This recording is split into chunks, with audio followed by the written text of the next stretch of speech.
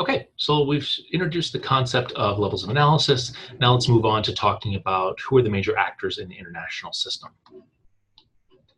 So a lot of what we're going to be talking about over the course of the semester deals with states, and states are by and large the most important actors in the international system. We can think about states as territorial political entities controlled by sovereign governments. We'll dig into some of that a little bit as we talk about what are the characteristics of states. Certainly states have sovereignty. That's a concept that's maybe worth unpacking a little bit. It's the principle that states are answerable to no higher authority, right? And so when we talk about states in the international political context, we're not talking about states like in the United States where you have to answer the federal government, and the federal government can pass laws that tell states what you can and can't do. In the international system, there is no central authority. There is no higher authority that can pass a law that can control states and have legal authority over them. There's the United Nations, which is an intergovernmental organization. We'll talk about that in just a second. States are members of those organizations, but they don't have binding power over states in the way that that we see in the United States system, where North Dakota, South Dakota, Minnesota are answerable to a higher federal authority. Sovereignty means that you don't have to do that. And since the Treaty of Westphalia in 1648 being a very important date, it's the date at which the modern international system comes into being. It's the date at which states within the European context largely decide, okay, we're going to respect this concept of sovereignty and recognize that other states can do what they want and do not have to answer to the Roman Catholic Church or to any other higher authority that can tell them what to do. Over the years, that system has expanded. In the last 100 years or so, we've gained about 100 more states. Currently, we're at about 194-ish. I say ish because it depends. We add states every once in a while. I think the most recent state to be added to the international system right now is South Sudan. But it also depends on how you count. That although states cover the vast majority of the Earth's landmass, there's some debate over which states have full sovereignty and how we want to count that. And so maybe it's worth talking a little bit more about what goes into making up a state. So central criteria for defining a state's legal sovereignty. Right? Essentially, that means you have a government, that you have control over your territory, and you can pass laws, and those laws are respected and obeyed more or less within your territory. That's kind of a range. Wealthy states tend to have fairly strong government systems that allow for them to pass laws and implement policy on the ground. Some states are much less able to do that. They may control some parts of their territory, cities, for example, but the hinterlands or the rural areas, maybe there's very limited government presence there. A second feature that goes into this idea of states in the international system is diplomatic recognition. That means that other states recognize and acknowledge a state and say, yes, this state has sovereignty. For states like Taiwan, which has sort of an ambiguous status, whether or not it's part of China or an independent state, diplomatic recognition is a really important feature that most states around the world recognize China as having one government, and that includes Taiwan. A handful of states recognize Taiwan as a separate independent state. That diplomatic recognition is really important because if nobody recognizes you at all, it's a question about whether or not you can continue to operate within the international system as a state. Define territorial borders. States are generally located on a map, and you can say with pretty much precision where the territory of a state begins and ends. Citizens are another important factor. You have to have people who can make up your state, and then a monopoly on the use of force or a monopoly on administrative capacity. This is sort of the nuts and bolts of making legal sovereignty work. Is it possible for a state to pass laws and actually implement those laws on the ground?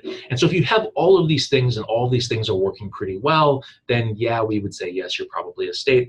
But there are other territorial entities that fall in sort of these sort of gray area. And so we could use another example of the Palestinian Authority, which has defined territorial borders, sort of, which certainly has citizens. There are millions of Palestinians living within the sort of territorial area or in refugee camps nearby.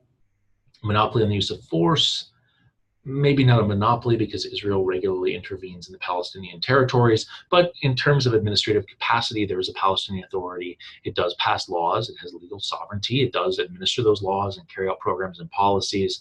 Does it have diplomatic recognition? Well, the Palestinian Authority is a member of several international organizations, but it doesn't have that sort of full diplomatic recognition of the vast majority of states recognize it as a legal entity. Okay, so then we have these non-state actors. The major ones would be intergovernmental organizations like the United Nations. These are organizations whose members are made up of states. We have about 5,000 of these in the international system. Some do things like the United Nations, which are huge gathering places. Others are much smaller organizations that work out the differences between the United States, Mexico, and Canada on NAFTA, or manage the waterways along the Nile flowing between Sudan and Egypt. So international organizations play an important role. They're a way for states to come together to interact, and they carry out policy and implement solutions in international politics. We have non-governmental organizations. You can think about these as sort of non-profits that operate across borders. They're typically made up by people, ordinary, everyday people who work for these organizations or found these organizations or contribute money to finance these organizations. And they are out there doing a whole host of things, everything from human rights work to development work to education to healthcare. Organizations you might have heard of. Doctors Without Borders would be an example of a non-governmental organization. There's not a government behind it. It's just doctors who volunteer their time and energy and travel to other parts of the world to help provide medical treatment for folks who otherwise wouldn't be able to have access to it. So non-governmental organizations, there's a lot of these things out there.